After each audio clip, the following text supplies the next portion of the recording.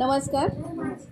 Sir नाव सांगा तुमचं. कधीर Usman मुजरावर. Sir तुम्हाला हे अमृत ज्यूस कोणी दिलं होतं?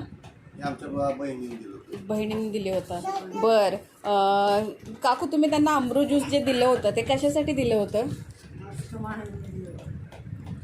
अस्थमाचं. बरं. किती दिवसांपासून तुम्ही अमृत ज्यूस घेताय?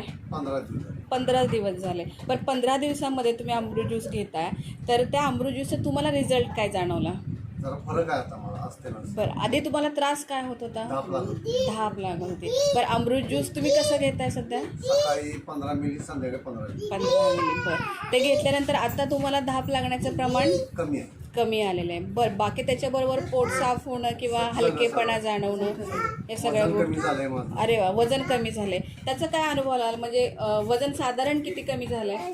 कमी 3-1 किलो कमी झाला असेल. 3-1 किलो कमी झालं. बरं. सर अमृत ज्यूसबद्दल तुम्ही काय सांगाल? चांगलं आहे, घ्यावं सगळ्यांनी. सगळ्यांनी घ्यावं. बरं, निरोगी राहण्यासाठी अमृत ज्यूस फार गरजेचा गरजेचं आहे. ठीक आहे, धन्यवाद सर.